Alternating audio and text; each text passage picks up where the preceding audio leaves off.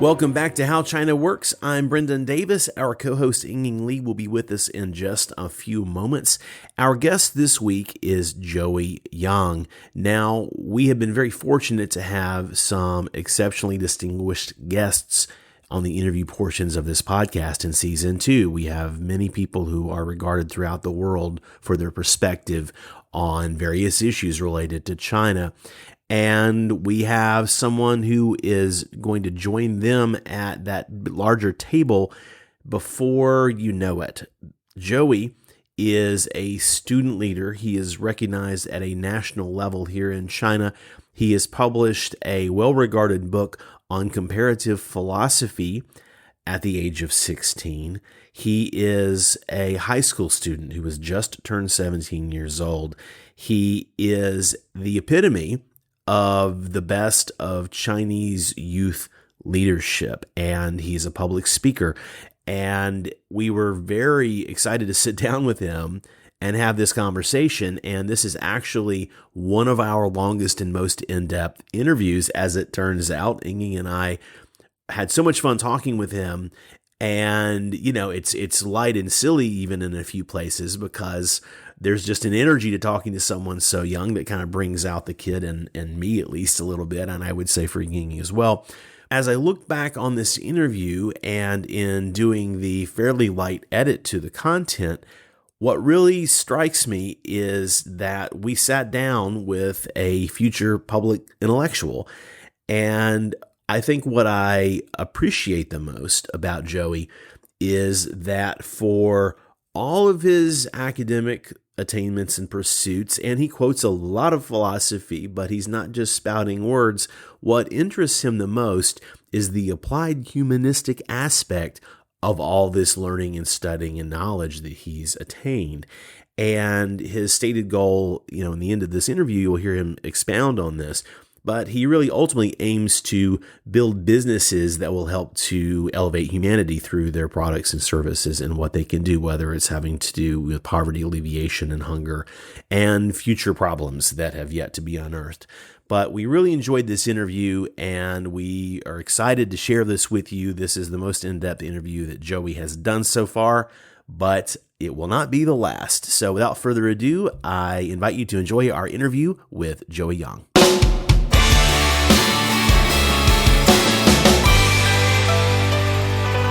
Well, we are very happy to be sitting here with Mr. Joey Yang. How are you today, Joey?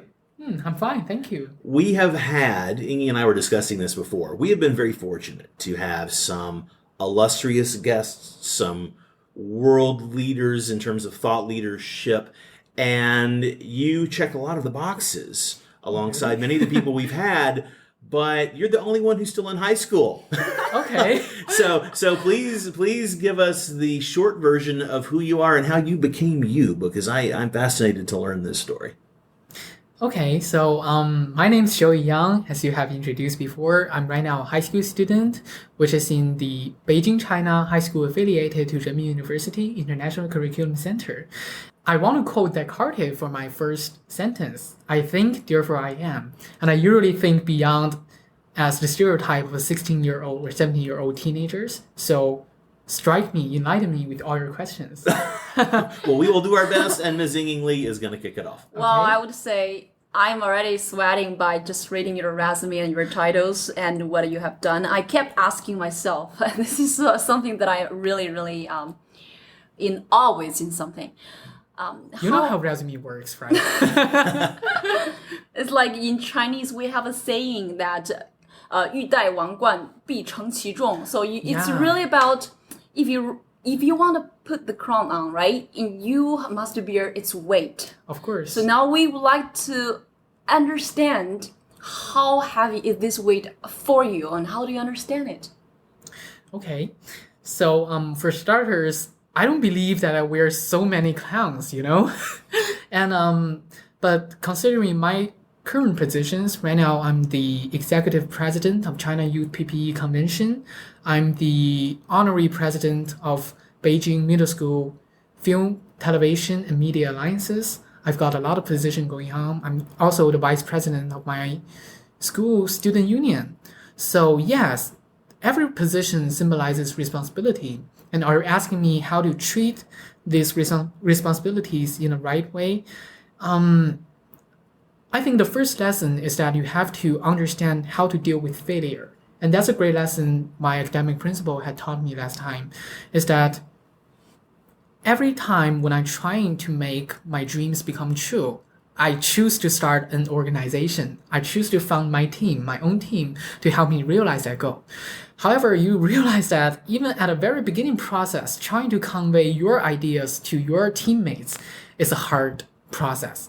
And to drag someone along with you to fulfilling your dream together, that could be a hard process. And it just seems like I always pick the wrong guy at the very beginning. Okay. Yeah, But you tough. still enjoy doing it. Yeah, of course. I mean, communicating with different people, especially your friends, is a great way for you to understand deeply about their recognitions, about their understanding of how the world runs. If you want to make some true friends, you have to, for starters, understand their own interests, their lifelong dreams, their lifelong goals to pursue.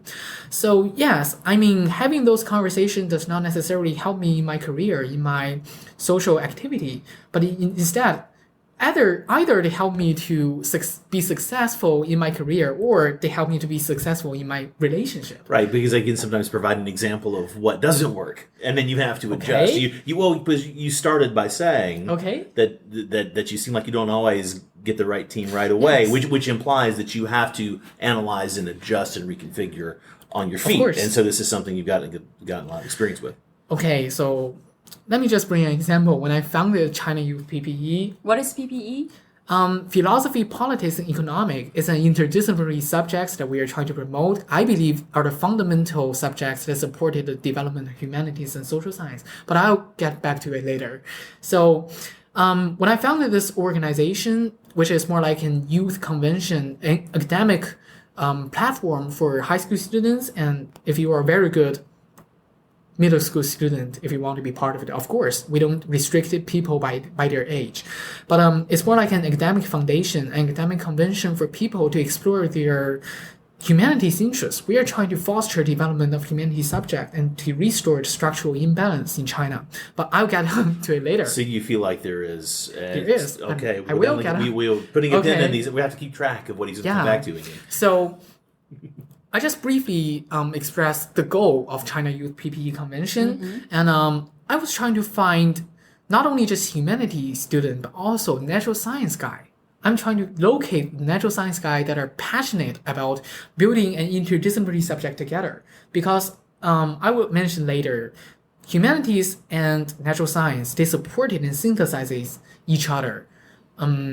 The world is better because there are humanities and natural science subjects, not because they are themselves, but because they work together to support our world to run.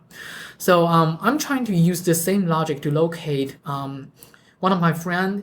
I'm not going to mention his name. Let's just call him Jack. So Jack is a really brilliant scientist, a young talented scientist. He won an Olympic game. He is right now like one of the best mathematicians in China right now. And I invited him to co-found this organization because I want his aspects on how we can, because one of the primary goals for humanities is trying to make the world in order. So they provide instructions toward how to appropriately use science. So I could use a scientific guy's opinion or perspective to help me to instruct, to, design my convention so that it fits more to worldwide, not only to our humanity students, but also to worldwide. So I invited him and I expressed my ideas, but also I expressed my concerns because he's really busy, right? He do his mathematical competition all day. He built up some mathematical models sometimes, and I can tell that he has an interest. He has a very strong interest in pure math. But again, because his interest is in pure math, and I suddenly understand he does not want to be involved too much in the application of math. Because we know that math and most natural science have two sides. One is applied subject, one is theoretical subject. He's more like leaning on the theoretical subject one. So he's pretty much stuck in the formulas, and that's his interest. I'm not going to judge it. But again, during the conversation, during my invitation, I could truly understand that his goal is trying to his goal is trying to explore the true mathematical world under those formulas, under those numbers, but not on the applied side of math. So I respect that will. I'm pretty much flattered that probably someday I'm going to be friends with one of the world mathematicians, right? So I'm pretty thrilled. I'm pretty excited. I want to see how it ends. But again, I want to respect his dreams, and I have to find other guys. I know. So just a quick interjection is that from what you're saying, I'm already getting the impression, and this confirms what I was sort of thinking from reviewing your CV.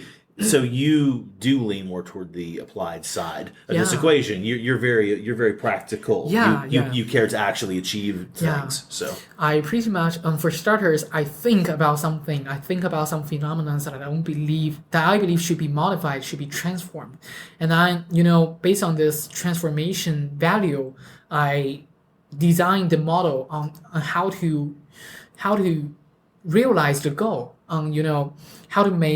How to make my assumptions become true. And I developed my strategy based on my value and tactics to, holistically around my strategy. And then eventually I made it a solid plan, and I dragged some people together with me to share my visions, my dreams, to try to influence them together, because more people, more forces, right? And of course, after I had a team going on, there will always be conflict. And, the top one concern during all my activities is coordination. Coordination, I believe, is the single most time-consuming part of any activities, any organizations, because you have to constantly communicate to people. And of course, when there's communication, there's conflict. You're a pretty good communicator, I see. Yes, because the foundation to a better communication is if you listen. Like today, I talked a lot because I'm supposed to talk right now. You're the guest. You're supposed to talk. But if we are having a conversation, I would listen to your ideas. I would try to, evaluate you in your background. And then I have an image, a 3D image of you, like how does your mind works, and what kind of culture, what kind of background shapes your mind. And then based on that recognition, I would design a conversation with you.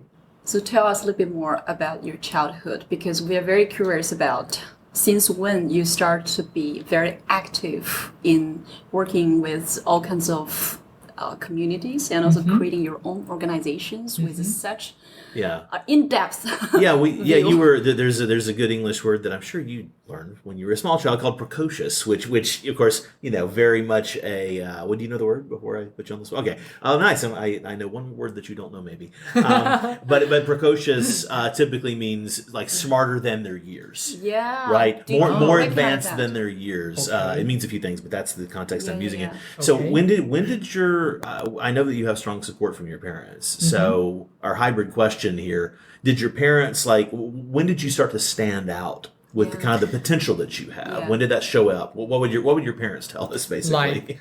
Because I'm doing a personal interview right now, I'm not going to not brag about myself. I try to be objective here, but I stand out pretty early.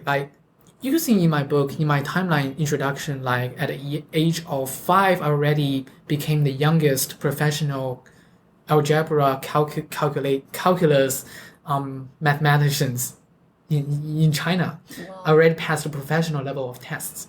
I'm not sure how well the fact that let me just say the fact that you didn't self-publish this on Amazon. You're a published author of a well-regarded philosophical book that you published at 16. Yes. So that sets you apart a little bit right out of the gate. As we mentioned in our intro, that we're actually shocked by discovering that you have written a book, and we keep examining ourselves, where did I go wrong? I grew up in a simpler time, Joe. Well, you might get this kind of reaction a lot, but we would like to know, what can people in some way get from your experience to understand this, right? How did that sort of manifest in your case? Okay. So just a brief thing. I want to connect the thing that you just said with the question that you mentioned before. If you wear the crown, you have to bear the weight. Being a young writer at the age of 16, publish a philosophical book, that could be controversial.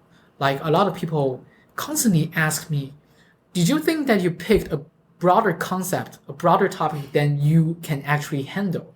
The they doubt my capabilities, especially academic capabilities. But for their information, this book only has 170,000 words, which I believe is nothing compared to my previous writing.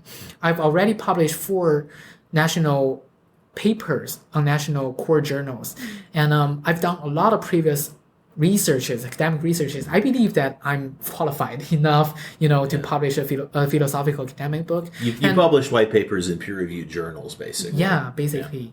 And So who inspired you to write this book? back to the question, like who inspired me. I want to mention my family at an early age of myself. So I was born and raised in a very unique family, a family that valued education very much, but simultaneously valued liberty, which I believe is very unique and outstanding in Chinese traditional family. Because you could see a very clear trend. I mean, if you are a Chinese parent and you value education, and the thing you do is that you drag out other people's resume, you drag out the peers, like you want to see what your friends' children have been doing. And then, yes, peer pressure is the number one motivation for the parents to compete with each other. Right. So yeah, I'm guessing your parents won, but that's another story. So typical Chinese parent, they like to compete their child. So if other people's, for example, like your best friend's child is having an English class at probably a very interesting agency, and then the next thing you do is that you got jealous and then you sign this exact same class because you don't want your children to lose at the very beginning of their life. You understand how China works. Right. I understand that little part. So, that's what Chinese people do. That's what Chinese parents do, especially if you are well educated, you graduated from a very good university, you typically valued education. And the way that you value education is you compete your children with the best children in their age. And then you assign them a lot of classes, you teach them a lot of knowledge, but that knowledge only subjected into the kind of knowledge that could get you into a good school. So, Chinese parents are pretty much competitive, but the one thing I believe that every Chinese parents need to think, probably in our future generation, because we someday will become a parent, right? Mm-hmm. So I want our generations to think about is the word liberty. John Locke actually proposed liberty as one of the 3 natural rights of humanity. And I personally agree. I couldn't agree more. Liberty is the foundation for you to your future development. Like, without liberty, you don't have the space to actually explore who you are. And as I've mentioned at the Columbia Global Center before, I believe the role of education, the mission of education should be 3 stages. And the first stage would be to help you explore who you are. And that is the one question that I want every people, not only just my peers, but everyone, listening to this program to think about. Did you really know what you are doing right now? Did you really know who you are at this moment? And did you believe that the thing that you are doing, the job that you are doing, or the knowledge that you are studying, researching, fits into the setting of yourself? Like, explore deeply in yourself does not only provide a solid foundation for your future development, but it also gives you a concrete support, because curiosity, I believe, is the priority motivation for researching. But the second thing is interest. I want to separate curiosity and interest is because I believe curiosity belongs to the deeper part of humanity. It's a default setting of humanity. But interest is not something that are default setting. You have to explore yourself. You have to have a lot of experiences. You have to be open-minded. You have to try a lot during your teenage childhood, probably. When you have different kinds of experiences, for example, you try piano, you try music, you try shooting a film, which are all something that I like to do. You try to dance, you try calligraphy. If you're a Chinese people, you try calligraphy to see if you are a cultural guy. You try to speak in front of everybody to step out of your comfort zone. You try a lot of things. And after all kinds of experiences, you realize when you have done the right thing, you realize, okay, that is my thing. You will know at the moment when you try this. Like, that is an intimate connection. I'm going to be a little bit magical here because I want to say, like, when I explore my interests, I have this kind of vibe going on that there's a sound in my deeper mind, it tells me I'm doing the right thing. And I don't know if there are any biologists trying to test my spiritual, but when I do the right thing, I know that I'm doing the right thing. But that can only happen after tons of exploration to the world, to your interest, to the activities going on. So going back to the term liberty, right? Yes. How did liberty is manifested in your home education when you're growing up? Okay. I'm trying to make everything more comprehensive here. I'm listening and enjoying this. Okay. So please continue. So as I said, liberty provided space for your exploration. And with liberty, you could step on a broader stage to view things going on and to have more opportunities to try. And how does liberty works in my family? For example, right now I want to mention there is a very famous family slogan in my childhood is that my father said a, in Chinese we call it 家训. 家训. Yeah. It's kind of like a home code. Home code. Exactly. That's the word I'm searching for. Okay. So my father explained the home code in the 101, home code 101 is that I gave you full liberty, but there are only 3 things that you cannot choose by yourself. The first is to eat.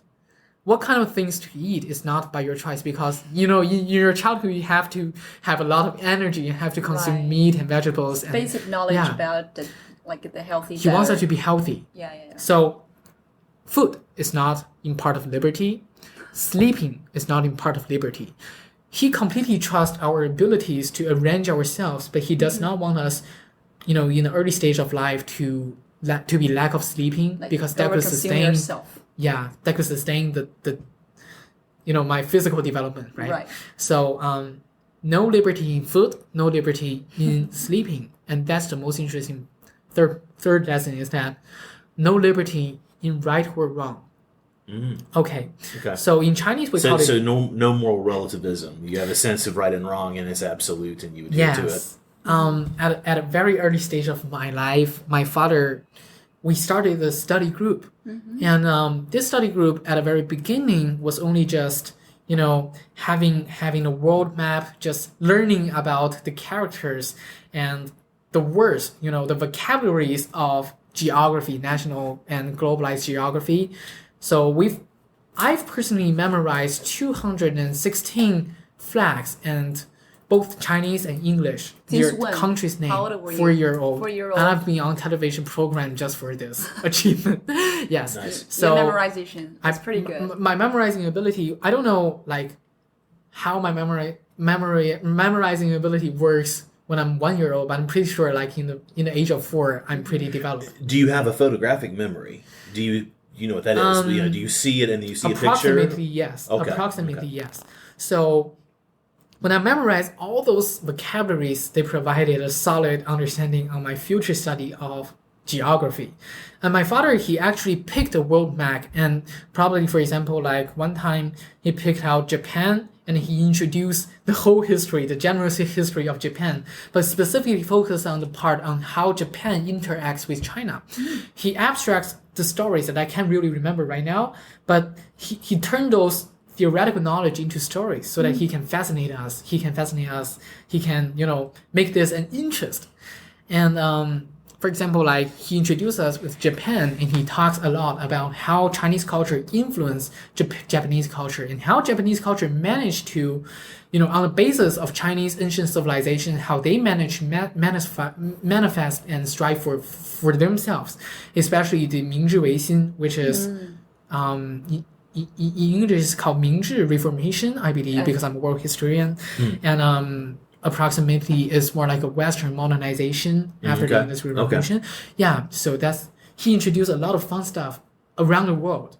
And so we have this study group at the very beginning, but during those stories, behind those stories, my father always taught us a lesson in every story. He underlied some reasoning behind his story.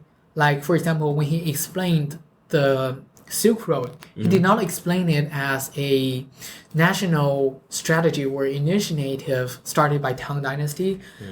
He did not simply just explain it as an historical event, but he created, but he sort of abstracted a lot of stories, historical stories that involves certain characters.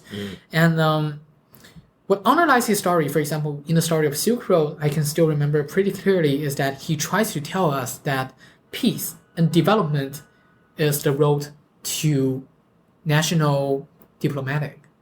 Like he is trying to underline some reasons for us to figure out probably in the future when we have some relevant experiences. And those reasoning form together form a systematic to tell me what is right and what is wrong. For example, he would tell us some tobacco culture during the Columbian exchange in the 15th and 16th century. He would tell us the tobacco exchange. But again, he would tell us what the tobacco do to us, due to human body, lung cancers and that kind of potential diseases. So he would explain this to us, and he would explain the concept of lung diseases. It sounds like he gave you a very holistic approach that he took a very holistic approach to teaching, where he would explain, okay, here's sort of the timeline and the major players, the major events. Here's some of the major motivations why, and here's some of the results. Here's some of the knock-on benefits, basically, of policies or actions or habits or trade. And the results are pretty much trying to tell us his understanding of right and wrong. Wow. So, when he talked about the Columbian exchange, he explained us specifically about tobacco.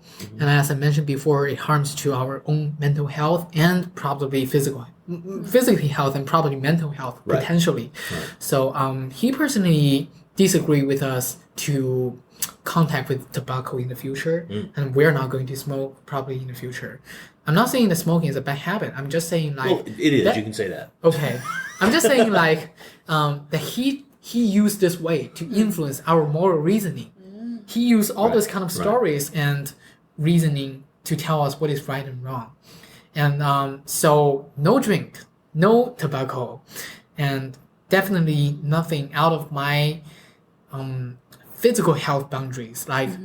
Even I'm super busy, I sleep, I try to guarantee 6 hours sleep a day, which I believe meets the lowest criteria for healthy person, right? 6 hours sleep a day. For a young person, sure. Yeah. And then when you're really old, you go back to 5 or 6, and in between 8 is kind of, Okay, so 6 to 8 hours sleep every day, no more, no less. And I believe those kind of physical health is my father's boundaries of what is right and wrong. But also, like the Silk Road case that I talked to you before, and I'm going to mention it later, it has a huge impact on me in the future. The Silk Road, he explained us from the historical aspect, but he's trying to tell us, in 21st century, right now, we need peace and development to make our society, not only to make our society, make the world better. It's very important. It's very important to understand how to build, national diplomatic on the basis of peace. In Chinese traditional word, we call it harmonious. Right, harmonious society. So we observe that you read a lot of books, and especially some Chinese classics. And you're writing on mostly philosophy. Chinese classics. Since when you start to do a lot of reading like this, and also right now, how does that affect who you are, what you're doing? And you're quoting Hobbes and Locke, and you're quoting, of course, the standard bedrock of Western philosophy. I was a philosophy major for 5 minutes. So did you read a lot of books because you choose to when in an early age, or because your home environment provided you that kind of access to read, and somehow you would get any particular story involved? Of course. Since when you start to do a lot of reading? Okay, a lot of people ask me this question because I practice calligraphy, right? And during the spare time, I have a setup time for practicing calligraphy, and during the spare time, what I do is that I combined our Chinese classic book with calligraphy together because the main source of me practicing, Chinese characters is Chinese traditional books. I copy the exact characters from the traditional books. You open up the Analects, and then they're transcribing that or something? Yes, I'm trying to describe that and duplicate that. So that's part of my calligraphy exercising. So yes, I do read a lot of books, but at the very beginning, when I was 4 years old or about to be 5 years old, I practiced calligraphy a lot, right? Because that's my major hobby during my early childhood. And what I do is that I sense what is underneath the characters. In Chinese, we call it 汉字. And you know that there are different ways to form a 汉字, right? I don't know how to explain it in Like the English. stroke order is very specific. I mean, if you have the wrong stroke order, you can still make something that looks right. Sort of. It's looks cultural. right. It's cultural. But there's a reason why you do it in a certain way, the process you approach it. There's a specific category of Chinese Hanzi, which is called 象形字, Right. which is like like to 日 and 月. yeah, like the sun and the moon is trying to abstract the natural shape. phenomenon, the shape that we observed, the physical shape that we observed, to Right. abstract that kind of picture into our own character. Right. So that's sort of a thing in Chinese Hanzi. And what I typically do is that I have a serial of that kind of 象形字, which is the abstract practice with, picture, and I practice it in calligraphy. Okay. And I'm trying to sense the natural beauty of the characters. Like, why does this character represent the moon? Yes. Something like So that. when I do my stimulation, when I do my practicing, I'm having a direct connection with the characters, with Hanzi. And as you mentioned before, how do I read those books? When I practice those books, I pretty much remembered all of them. Sometimes just for practicing, I intentionally memorize those things, but most of them just curved in my brain. This is where you said sort of a semi-photographic memory. Yeah, sort of like that. But when you practice characters for 1,000 times, you naturally memorize it. When you practice a sentence for 1,000 times, you naturally memorize it. So I don't consider it as such a huge achievement or talent. A lot of repetition, a lot of But work. lots of practice, lots of work. And so that's the early access to Chinese classic books. But after I grew up, after I have a lot of experiences toward the society, toward making friends, I have a deeper understanding of Confucianism and Taoism, of how the world runs, of how their guidance supposedly, guide my own behavior. Chinese traditional philosophy have their own understanding of value, right, of virtue. And Confucianism proposed several virtues, but basically around the concept 人. Benevolence. Oh, you know the Yeah, English version? benevolence. Yes, so there are a lot of ways to exemplify the word, but from my aspect, it's trying to teach me how to be good with how to respect your parents, how to respect your friends, and it's pretty much how you hold your manners. And that manners can represent it in many aspects. For example, in China, we call it 义.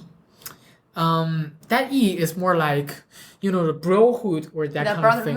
Brotherhood. Yeah. 义气, especially, Right. that's the relationship. Relationship between friends. Yeah. And In a you closer basically, way. you basically have to, when your friends are in trouble, you necessarily have 两 to 肋插刀. 两肋插刀, which means that you have to suffer the pain of stabbing. If Yeah. someone is stabbing your friend, you have Yeah. to stand Wow. in front of your friend and suffer from that pain. So that's pretty much a brotherhood the Chinese manners is trying to propose. And also we've got respect for the elder people, is that you have to listen their voices and their ideas. And even though they are wrong, according to Confucianism, you should not point it out. You should pay your full respect Right. to the people that have Elder. mature experiences than you. And also you have to behave appropriately. So that's pretty much about 人. It's like telling you how to behave. That's a virtue of Chinese traditional philosophy. And at first you memorize the concept, you memorize the famous saying, and then gradually you'll understand what they are talking about. 有朋自远方来，不亦乐乎. It provides you important guidance when you have friends from far, far beyond. You need to be We feel the way you treated us. yes, Yeah, of course. absolutely. You're very Yeah. gracious, very gracious. You have to be a good host. You're Yeah. You're a great host. Very good lead. I want to ask you, Okay. if let's talk a little bit about, and your background is extensive, and we've Okay. covered it very nicely. And Ying has questions, I have questions, and so we'll kind of duke it out to get our questions in with Okay. you. Okay. I'm curious. You mentioned your philosophy in English is really this concept of benevolence. I mean, how do you define your personal metaphysics? I mean, you mentioned Taoism and you mentioned Confucianism. Okay. And how do you define your own personal metaphysical Okay, approach to the okay. world? Let's start with something so basic as that. Okay, that's a really hard question. Like metaphysics is something too abstract to explain for me. Answer. Take it in. You understand what I'm trying to ask? Yes, I do. Answer that however suits you, basically.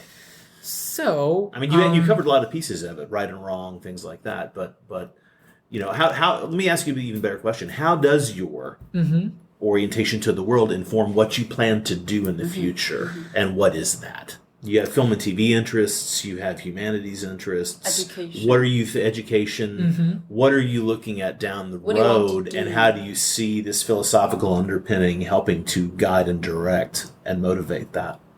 Okay. So I pretty much understand what you're talking about. But again, I want to say like my academic research in Chinese traditional philosophy pretty much focus on the academic, which is the theoretical part. Sure. I discussed the common value of peace for humanity because in the 21st century, in the world that we are standing, we are facing an extensive amount of globalized problem.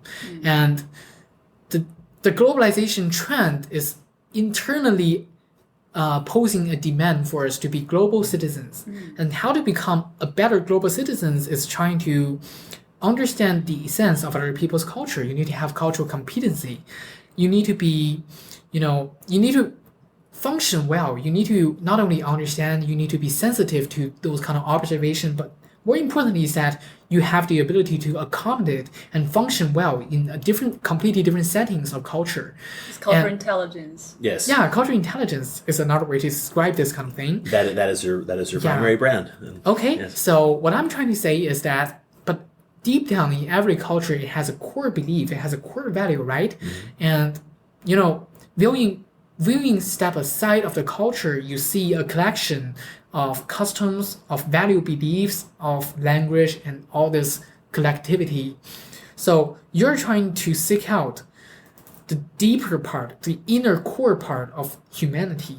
Only when you grab the essence, the core value of humanity, then you can, on that basis, to have a better foundational understanding of different cultures. Because every culture, if you abstract it to the very end, it's the same thing. The common value. So that's why I named my book The Common Value of Peace for Humanity. The theme for 21st century is peace and development as my understanding, because as I've mentioned before, we are facing a lot of globalized problems that I'm happy to describe later. But right now, what we need to do is that we need to abandon our nationalism and we need to think broader as global citizens. We are all part of the humanity. Our world is suffering from so many things that needs our future generations to modify, to transform, and to think beyond. So I want this book to discuss the common value of peace because I believe peace is the foundation for every interaction, no matter speaking from national level, international level, national level, or speaking from, individuals, like families. In the family, we need to have a harmonious surrounding so that we can peacefully talk about stuff, right? If you are fighting with each other, if you don't respect each other, how is that going to work? So the peace works everywhere. The harmonious works everywhere.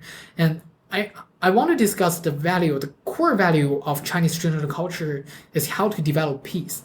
And there are a lot of traditional saying in my book that in my academic research, I'm trying to exemplify, I'm trying to categorize different branches of Chinese traditional philosophy to find the common value, to find the core value of your branches. And again, I used 170,000 words to explain what is the common value. So please don't ask me to explain the core value in brief sentences. You could just give us one example that okay. most. I want to mention two examples actually. Sure. The first one I will probably talk about dialectic. As we all know, in Western modern philosophy, we marked the origin of dialectics in Heraclitus, right? The ancient Greek philosopher that proposed that everything exists in a unity of opposition. Right. That is a very fascinating law that our ancestor Zhou Wenwang, the author, the author of the Book of Changes actually proposes the concept of yin and yang, of how the world, the Book of Changes is named of the Book of Changes for a reason. It's trying to abstract and describe how the world changes in a dynamic way. A lot of people think of it as a prediction book, but I don't pretty much think so. It's trying to show you the probability of what's going to happen next. So you can try to predict based on your understanding of the currents and the streams. It's trying to describe the natural trend because they observe the natural trend of development. And then they abstract the natural phenomenon they see into a theoretical basis. And then they have this famous saying, the slogan in Chinese traditional philosophy. And then they form the whole book, the Book of Changes.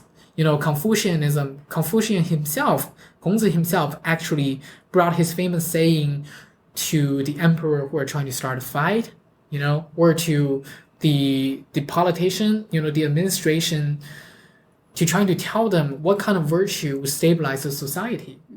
So back to dialectical part, I still firmly believe in the unity of opposition, is that everything that appears to be opposite to each other exists a level of unity, and everything appears to be unity must have internally have its own contradiction, and I believe that law applies everywhere.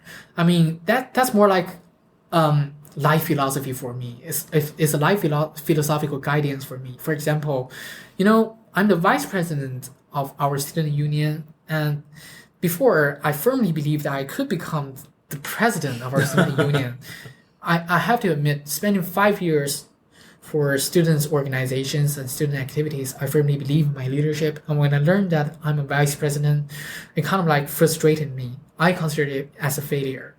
But at the very moment I learned I'm the vice president, I considered it as a failure. But after that, after I really think about what this means to me, and I apply the unity of law of opposition, the law of unity of opposition here. When I consider failure, what does failure mean? Like I mentioned before in the interview, there's one lesson that we always need to learn is to deal with failure. What is failure to us? It's not only just a setback. It's not only just a frustration to your personal characteristic. Mm-hmm. It's not like the world is trying to tell you, hey, you suck. Mm-hmm. It's the world trying to tell you, you can be better, right? Mm-hmm. And the concept of suck and better is contradicted, right? It's two opposite concepts, but it's very interesting how we can connect those concepts into each other. Mm-hmm. So you constantly have to change the perspective on how you see things. And I don't consider, the experience of vice president as a failure anymore. I mean, even though I'm the vice president, so what? I'm getting a greater chance, better than a lot of people a lot of peers. I'm getting a greater chance. I'm standing on the presidemia to trying to serve my community. Mm-hmm. So I'm having a higher platform. So what, even if I'm not a president, I still can, function myself. I still can put my own strength into my community. I don't consider it as a failure. Did you have a learning about the student who became president? Of course. She also published a book. Well, that's what I'm going to ask you is did that give you pause? Because I mean, there's an old saying that mm-hmm. we are all starring in our own movie in our head all the time, right? Even if you're very open and loving and caring and open with people, I mean, right? So we drive our own train from morning to night. Of course. So once you got over yourself, okay. and you were able to look at the student, you said she who became president. Did you have like a moment of clarity and awareness of, this is what she brings and why she's perfect for that? And how did that hit you? Did you find that you could have complementary roles in addressing different things? I used an entire month trying to accommodate the matter of fact that I have to work with someone that beats me, in the election. But again, that's part of the lesson, right? Mm-hmm. That's part of the journey. And I do have life too. Well, she probably thought I have to work with a guy who lost him. Okay, so I mean, again, I'm here to bring an opposite perspective. We're pretty good friends right now, not only just from work, but from personal connection. Right. And yes, I do have a lot to learn about the president who actually beats me. Right. And as far as I'm concerned, I do understand the one characteristic that probably dramatically changes our election is that she is friendly. She is much, much more friendly. You're not friendly? Than I am. No, in Chinese we call this 接地气, which means that you're on the pretty ground. much on the ground. Okay. I know. And as you could see, a lot of my organizations are fancy. Doing something 高大上. There's something way beyond my age. You're a builder. Yeah, you're doing. Yeah. You have a lot of ambitious I'm a pursuits. builder, and my ambitions and my pursuits are pretty much. I don't want to brag myself here, but we won't know unless you tell us. okay, but a little bit advanced. Yeah. Go beyond my age. So yes, I mean, for them to understand what I'm trying to build here. Yeah. It's pretty hard, it's pretty difficult, but I just have to live with the fact that not everyone recognizes my own effort and my ambitions. Some people even consider myself not practical. But again, I do realize I had a lot of organizations. I have a lot of people working together with me to throw events. So I would call it practical. So I don't know what they are talking about. Well, from what you're saying, I mean, you almost stereotypically, you and the female president, almost stereotypically define yin versus yang energy. Yin, yang. And the duality of that. Yes, so that's what I'm trying to talk about. Yin and yang complementary is that, the president, she is more grounded to my friends, to my peers. Yeah, I'm probably more grounded to you guys. Yeah, she's with the people, but and you're she is sort of with people. the ideas. She is not only with the people, she is with a specific set of people that are teenagers, that are my students, that are my peers, right? So she is I more like that a Freudian friend with slip them. that your students. And what I do is that I provide guidance, I provide theoretical strategy, Good combination. guidance to her, and then she can find out a way to approach this, to our citizens, right? To our community. Right. Like how to bring that with a friendly aspect to make people feel like that actually belongs to them. Yeah. My power of making people feel probably belongs to you guys, belongs to adults. But this kind of power does not resonate with my peers. Yes. When my parents would have like adult friends come over, I was always the little kid who just wanted to talk to them. If they had kids, I'm like, oh, hi, night, hello. So I'm talking to the adult. I want to find out about their job and what their life is like. So and, it's pretty much similar for my Similar. situation. Yeah. We are quite curious about your understanding of the role of education 21st century, because that's really a topic where I found you. And how are you going to fix it? No pressure. Okay. The role of education in 21st century. What is the most important capability, like for this setting, like for I want kids? to talk this step by step. Sure. Like, I know what you are trying to ask, but I'm going to explain later. So Later is now. So okay. The Wrap first it into your stage answer. of education, I believe, is to help you explore who you are, as I've explained perfectly before. Hopefully I explained perfectly. To help explore who you are and what are your interests, to help you step on a broader stage and to try different things, to let curiosity be your self motivation.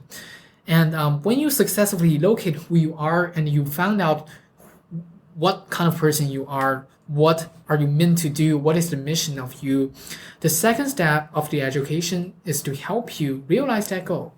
It's not pretty simple because it's a pretty complicated procedure. It requires a lot of combo training of knowledge and skills. But it depends on what kind of specialties that you are doing. Education should serve the purpose of enlightening you with the theoretical knowledge of how how the world works in your areas. What are the most modern knowledge right now, and what are some appropriate field that you can probably work in the future. Like they provide you guidance, they put you on a direction, and they push you to move forward on that specific road. And then when you realize your goal, the third step and the ultimate step of education is to help you live beyond who you are. And I believe that is the part that we all need to think right now.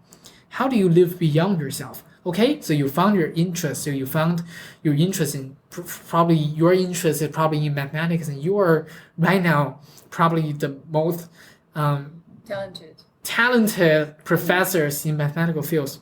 But what then? Yeah, so what, right? So what? What then? Like what further can you do? You need to education helps you to open your perspective, open your views. So when you think beyond yourself, when you're thinking about the society, the nation, even humanity, as I've talked before, you are considering the problems that are way way more severe than yourself. So you could do something in your field, in your interest, and then you could consider the broader community. You consider the Serving whole society. other people. How to use your own knowledge, use your own interest to serve other people, right? So that is the goal of education. The third step and the ultimate step is to help you to think beyond. So the most important skill, according to that model, I would say would be the critical thinking. Critical thinking is, according to my personal experiences, is the fundamental ability in my mindset.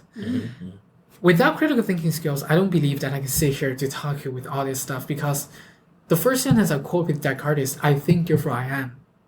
Not that I truly believe like thinking is the foundation of the world, but yes, indeed, I believe I am who I am because what I think. When I mentioned about the conflict, the contradiction with my peers when I'm trying to pick my co-organizers or co-founders, I mentioned about the first step. The first step is always to find some phenomenon that I believe needs to be fixed, that needs to be transformed, or it has space to be modified.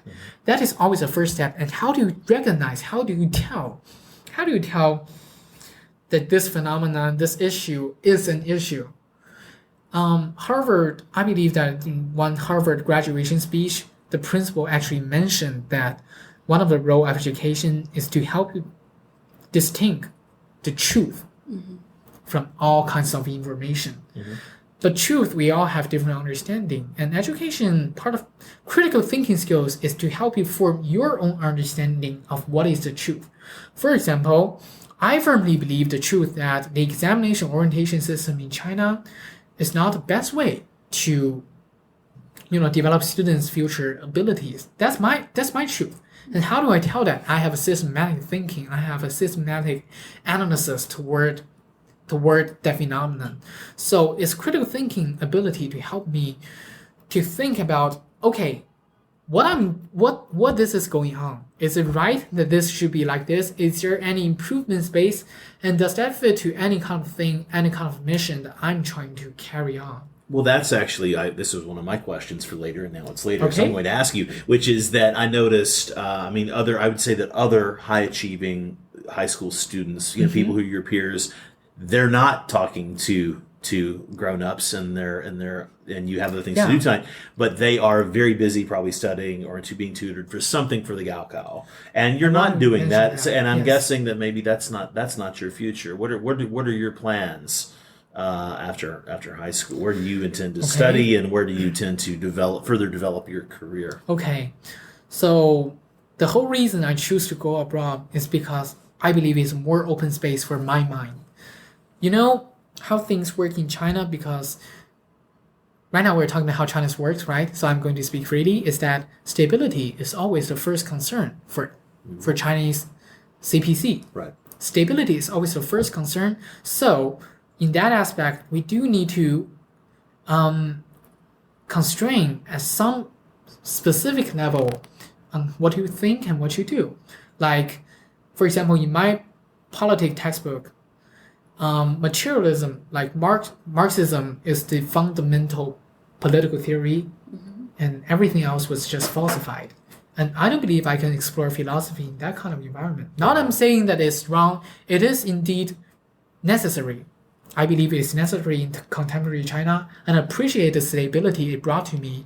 But I personally do not wish to study in this kind of environment where Marxism is the ultimate truth, Right.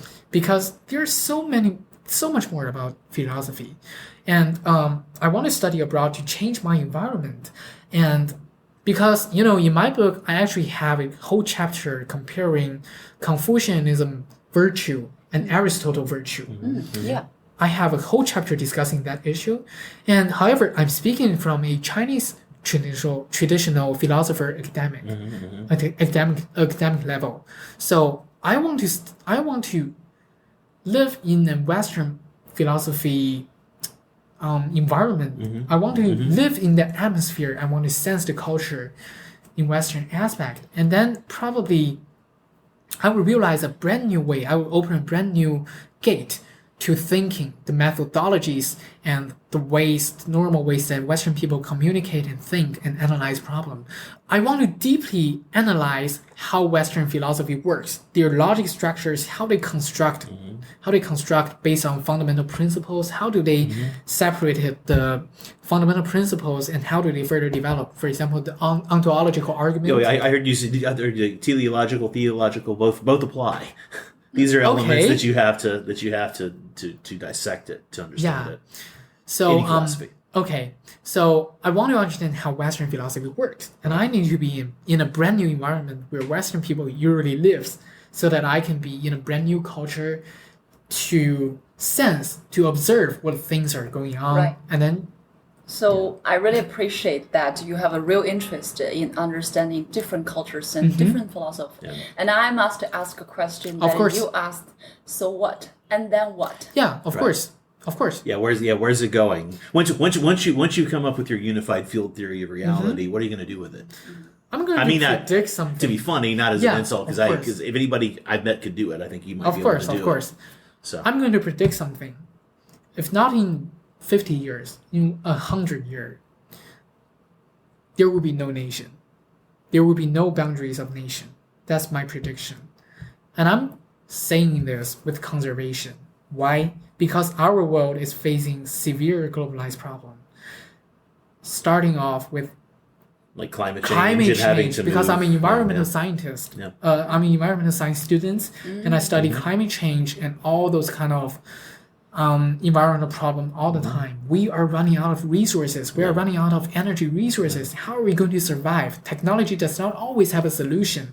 We are throwing tons of, garbage into the island, and eventually, when there's a big storm, they're just going to blow back to us. That's cause and effect. I want to. Cause and effect is also a fundamental principle methodology. To the question that you asked. Sure. Cause and effect. Sure. And when we do things to the environment, it always have consequences. Right. And not right now, but probably in the foreseeable future, they are coming at us. Yeah. And when you are dealing with the problem of global warming, when the Earth is almost like sun, you don't have all those distinction between you're American, I'm Chinese. No, you don't have those. We have to go to a place where we won't roast. Yeah. And where we can grow food. Or get it to us fresh to eat it, things when like that. there are really severe problems coming, for example, like alien civilization coming to China. No, not coming to China, coming to Earth. Well, that too. Trying to invade our Well, I'm already planet. here. Just kidding. Just saying, like if there's superior civilization, it would be a catastrophe. And a lot of catastrophe is going on in 21st century. But how can we get prepared? That's what I'm trying to say. Like, why do I predict that there will be no nations probably in 100 years? It's because when the humanities in general are facing such severe problem, the kind of problem that could destroy Earth, you don't have the time to do trade war, okay? You don't have the time to... We don't have the time now, but that's another story. You don't have the time to calculate whether it's going to be greater benefit for the United States or for China. You don't have time to deal with that kind of problem because your homeland is going to be destroyed, okay? Be realistic. And what would be happening at that particular moment that you predict? When we are trying to solve problem, as a general community, which President Xi always proposed to construct, which is the shared future of the community of shared future of mankind. In Chinese, it's called 人类命运共体. It's pretty much just a national strategy, national top strategy, right. That not only deepening the national strategy of reform and opening, but trying to picture a vision, a blueprint of what our President Xi would want to build in the future. It's a common community. We are all bound together on this earth, okay? We share a common future. The fate binds us together, and we at some time have to deal with globalized problem that could be so severe to destroy our earth. That could be a risk to our human existence. We don't have time. Yeah, these are existential issues coming in terms of environment. Yes. I mean, 2050 is a fairly agreed upon estimate just in terms of the world map and So food only 30 distribution. years, right? Right. So I'm being pretty conservative right now. But when that happens, as you mentioned before, when there are no borders of nations, when we have to deal with other peoples and other cultures, all of a sudden it's not going to work. Okay, the only way that we can get prepared to become a common future, to become a common humanity community, is that right now, I mean literally right now, we started to learn about different cultures. We started to cultivate cultural competence and cultural intelligence as one of the core strategy of education. We let the young kids, the future generations, to learn about different nations' culture. We let them experience by themselves. We let them to communicate and to share their perspectives, share their own cultures. That's the thing that education should be doing right now, is to focus on the skills that is going to help us to better blend our culture, so that when the time comes, we're not unprepared. Right. We're not unprepared. We're not geologically speaking separate people. Right. Even though that we are geologically separated, culturally speaking, we need to be blended. Right. And you're seeing the beginning of this right now with and it's very openly discussed in the West, and I know it's discussed among the intellectuals and the people on the ground here we're going to have to deal with this, but the implications of AI and automation and what this will do to the displaced workforce, and of course in China, without getting off on a big tangent about it, because of that need to maintain harmony, and you have 1.4 billion people, yes, and you don't want them to be displaced psychologically from how do I live in this world, so your things are propped up to give people a job to do. Yes. Why does every gas station have an attendant at every pump? You don't need it, right? So I think that's sort of the canary in the coal mine. That's one of the early tests we have of how the world is changing. And so when you go off to college, and I'm getting that your philosophical approach is to learn Western philosophy, to learn to integrate East and West better. Part of why we want to sit down with you with all seriousness and respect is because you struck us both as someone who is this hybrid for the future. You're a template for the kind of person we need in the future and leading things. So, I appreciate so no pressure, but I'm saying that we see you for this, okay? And so now that we know each other and we've established this, how do you plan to make that change happen for yourself? I noticed that, of course, one of your obvious interests is filmmaking and communication through visual and symbolic language. And, I'm a film producer besides doing this. That's what I do for a living. So is that something that you plan to utilize? I mean, how do you plan to the applicable part of this? You were saying this earlier. Okay. You have this, you are able to live in the universe of thought, and you, starting from your colleague in your student union who is able to apply that on the ground, you yourself started this interview by stressing how application is the fundamentally important metric.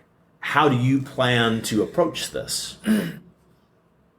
To approach the world that I'm trying to live in, Yes. like my future visions, simple. Education is the ultimate way to approach any kind of spread of thinking. No. And if you're specifically asking me how to... Are you be a documentary filmmaker? Education? Do you see yourself being an academic? Do you see yourself being a politician? Do you see yourself being a businessman? Okay. All of the get your above. questions. In the future, and that's definitely something I would do probably in 20 years, I want to be an educational entrepreneur in China. And I have my own thoughts about how to design my own company, how to foster the educational industry to transform as the way Mr. Yu Minhong used Xindongfang to transform. Michael Yu, your rental. Yeah. I was teaching there way back then. Really? Yeah.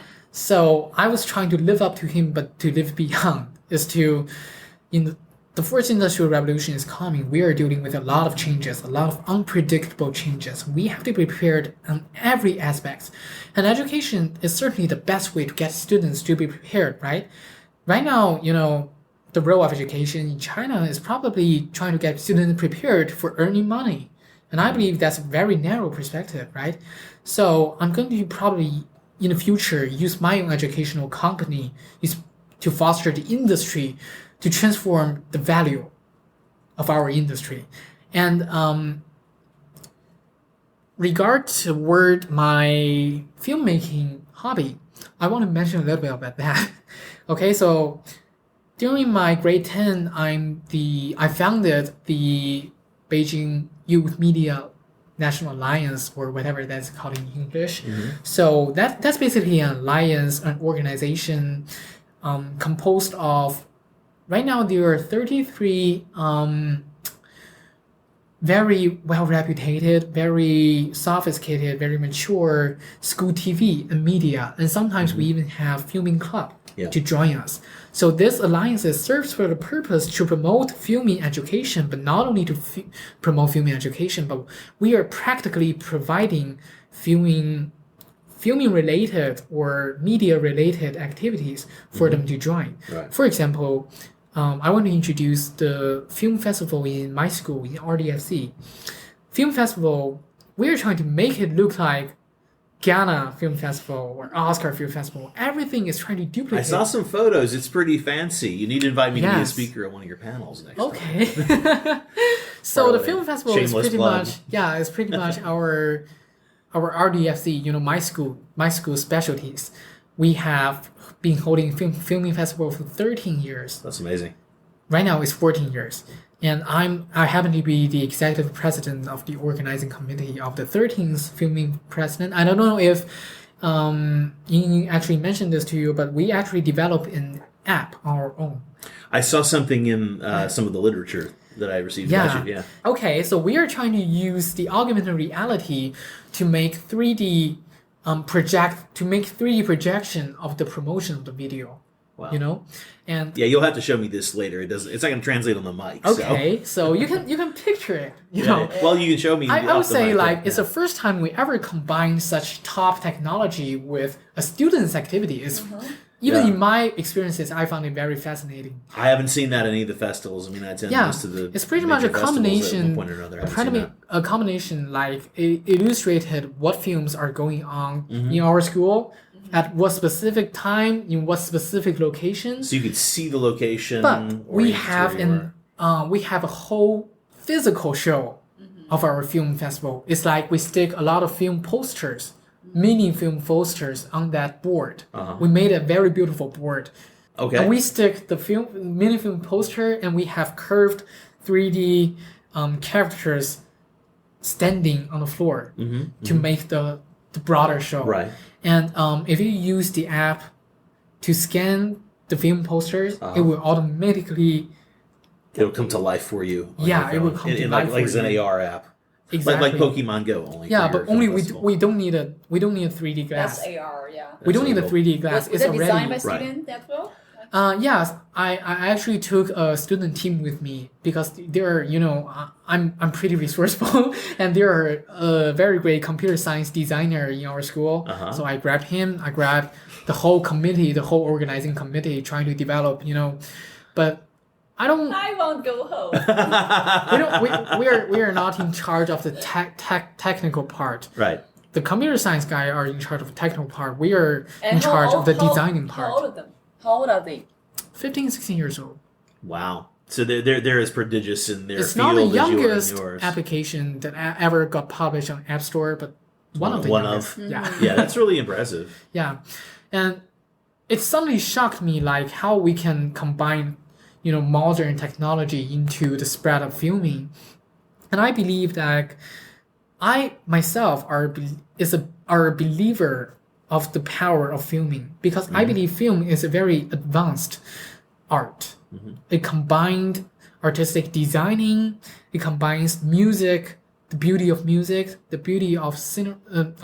Well, it starts with literature, with the script, with writing. But starts with literature, like it basically just synthesizes different kinds of beauty together. And I found it very powerful because when I see a film, if the film is successful, I can basically resonate with the producer, with the director, because through the visual images, I understand what he is trying to express. And the music synthesizing together with the visual image, they just touch my heart deeply. So I myself is a firm believer in filming and photography, of course. And I directed a lot of films back into my junior high school. One of my favorite work, like one of my symbolic work, is producing a cultural festival, trying to create a story where one of our teenagers. Okay, that's an appropriate word to describe. A teenager travels back to Han Dynasty, ancient dynasty, and he see things were pretty much different in that kind of specific dynasty, like the way the people dressed, the way the people behave in family, like they all have to bow and get on their knees to emperor and that kind of stuff. He sees the manners in that society is completely different. And he learned a lot of interesting perspective and how the ancient Han people, Hanyu, right? Chinese language, the Chinese language is pretty much maturely developed during Han Dynasty. So how, and Hanzi, those kind of ancient culture, we're trying to duplicate what we learned in history. And it's very interesting when modern people travel back to that specific period, there will be necessary conflict, and that's what everyone wants to see. Different conflict between different periods of civilization. And that's a film you made in junior high school? Junior high. Wow. Yeah, it's pretty much like that. So a modern teenager with very advanced thinking, travel back to the ancient period, see the conflict of civilization, and learn a brand new he got a brand new ideas of how manners works in Chinese traditional people, and he brought that lesson back in modern society to make the society better. Mm-hmm. Let me ask you, okay. Do you see a trend in China right now, either in school or at home, in cultivating cultural intelligence, in cultivating this particular cultural competency, facing the reality you're mentioning, and with all kinds of global issues, everything coming, do you see there are actually real ongoing activities or any kind of examples you've seen, beyond your community, beyond your network? I do see a trend that a lot of Chinese people and families are trying to make their child learn English. And I believe that's a really good trend, right?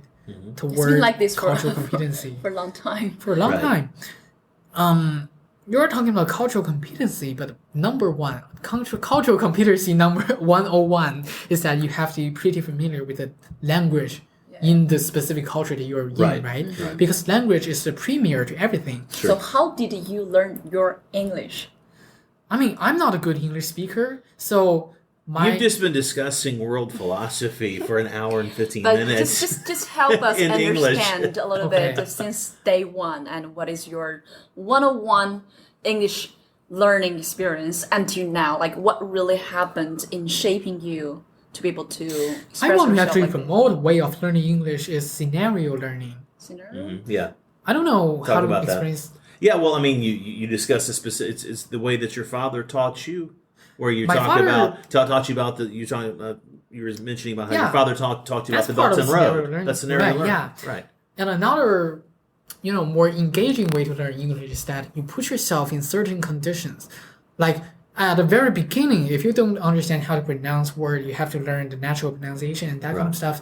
That has a routine. But after that, after you have a solid foundation of vocabulary and grammar and pronunciation, which I believe are the elements that Chinese people are not so good at, pronunciation, like me.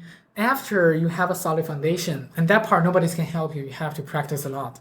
You put yourself in different scenarios, and that kind of scenario is not English teacher trying to tell you stories, but you are actually in different scenarios. For example, you can shoot English video. You can use English to express your ideas.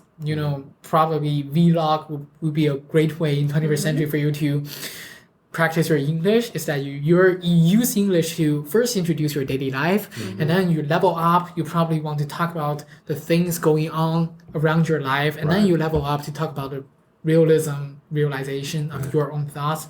it works like that way. And shooting video is probably a great way for you to practice your own English.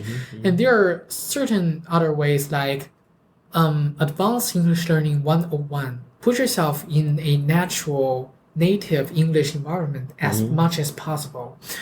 The reason I can speak to American people so fluently like you is because as you can see, I've had tons of practices and you've gone abroad and experiences. And you've been able to I've been do some abroad, of these and things, that's 102. But 101 is that if you're in China, find as much foreigner as possible because foreign people are pretty much they're everywhere here in Beijing, right? They're everywhere in Beijing. They're talkative. They're friendly. So you make a lot of friends. I mean, I do make a lot of friends with my English tutors. Oh. Nice. Yeah, so talking to as much American people as possible or English people, I don't care. I mean, Australian people will even work. But put yourself in a native surrounding. For me, is my international curriculum center providing me an English environment. But at an early stage in my childhood, in my primary school, I pretty much have a direct conversation with my English tutor, who is also happened to be a native speaker. Only you truly speak to native speaker can you fast forward the pace of your revolution of English speaking, so that you can gain more natural way, more native way of expressing certain things, right? I personally would love to travel to the United States because every time I traveled, I discovered a brand new world. Like the one time I traveled in Hawaii, the Student Global Leadership Institute experience, which is located in Hawaii. And I got to see the amazing culture in Hawaii. Like, the people, they're pretty much open. And I don't mean mind open, but I mean dressed open. I'll tell you the secret off mic. Okay? So I don't know what I mean, but yeah, and the Hawaiian food culture is amazing. I enjoy Hawaiian food, and talking to Hawaiian people, I mean, it's pretty much different than talking to Boston people to the Eastern Shoreline. This is true, Joey. I knew you were smart. Boston people, they're all like, you mean the accent, right? Not so much. And the accent, as different as the accent is, culturally, it's such a different worldview. Yeah, the minute I met with Hawaiian local people, they're going to ask me a lot of questions. They are so passionate. Yeah. Oh, that's the word. They are so passionate compared to Boston people. I'm not trying to make a stereotype here, but I'm just describing my real life scenario. Sure. Like in Hawaiian, a lot of people are taking care of me.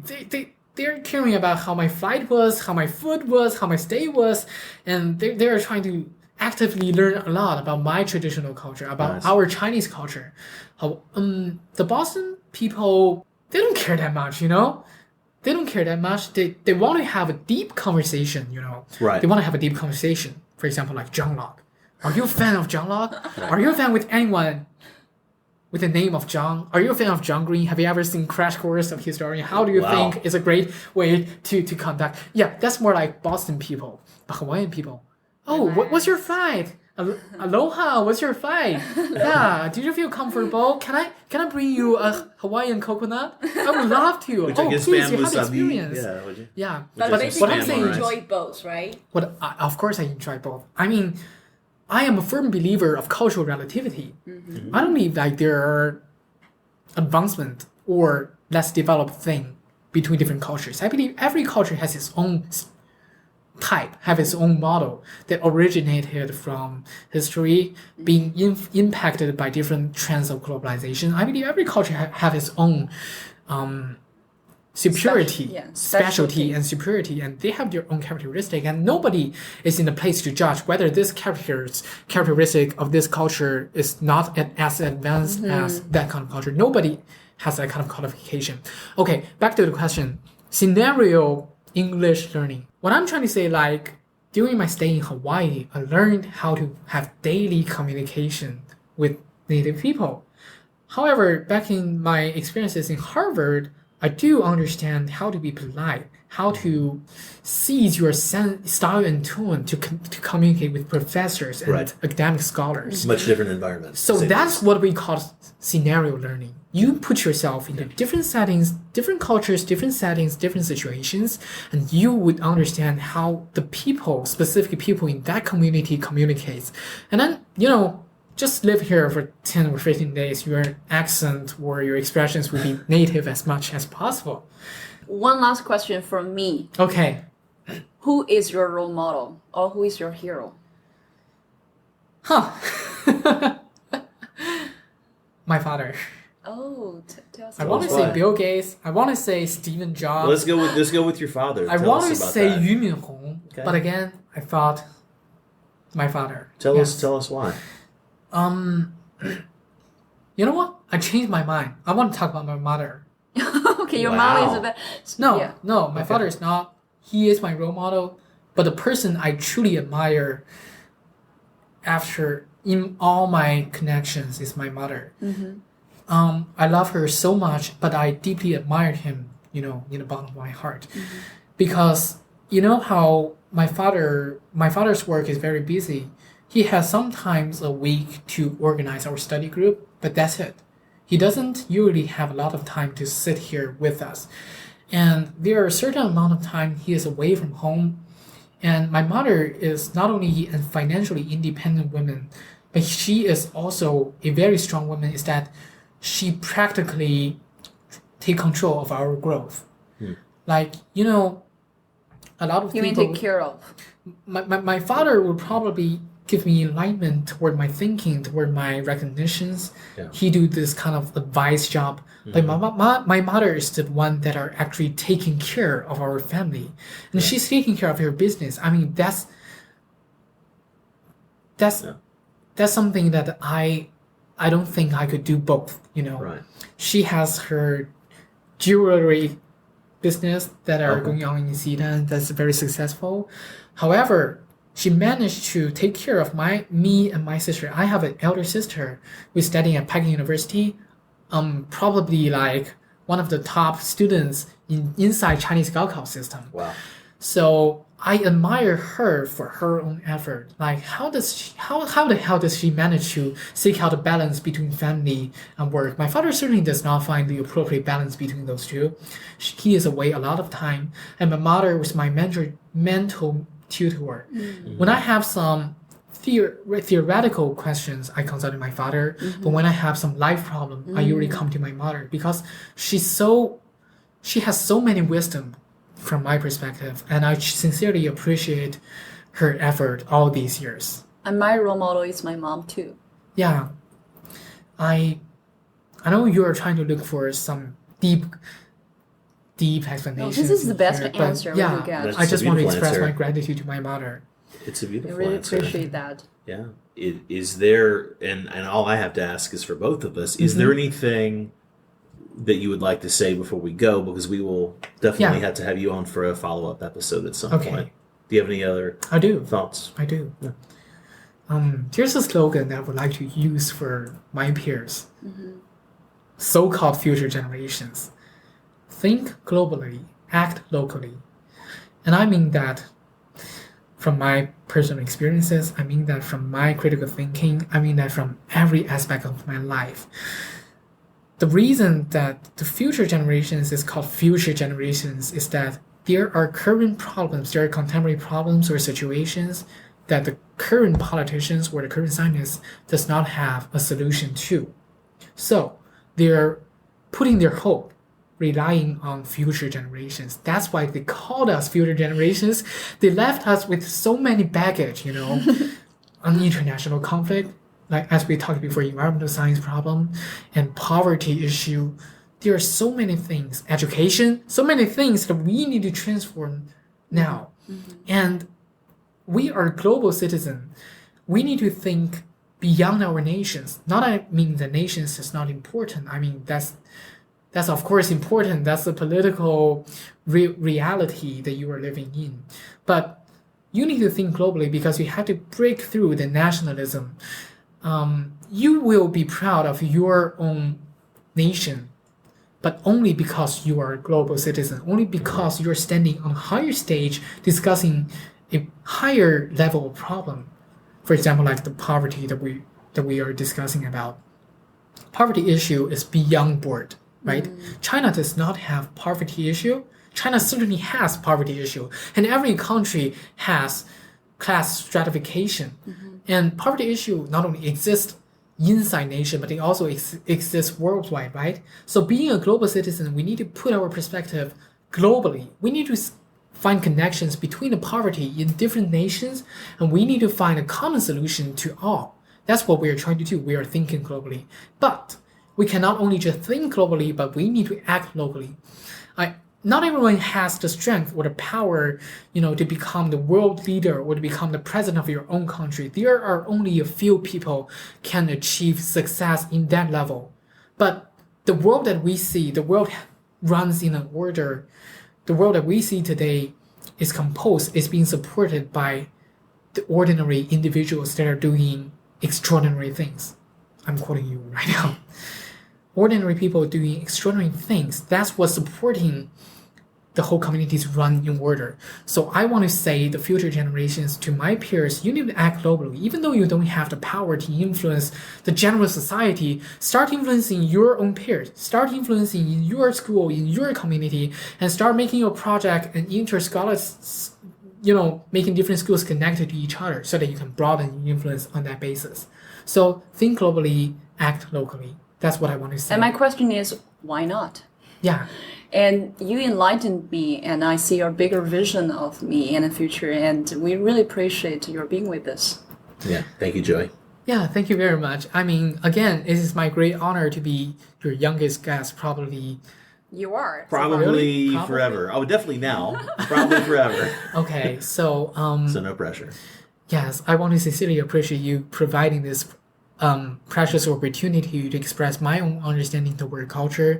And I certainly hope that one day I could become a contributor just like you guys to the blending of Chinese traditional culture, to the spreading of Chinese culture to worldwide. I'm looking forward to that day.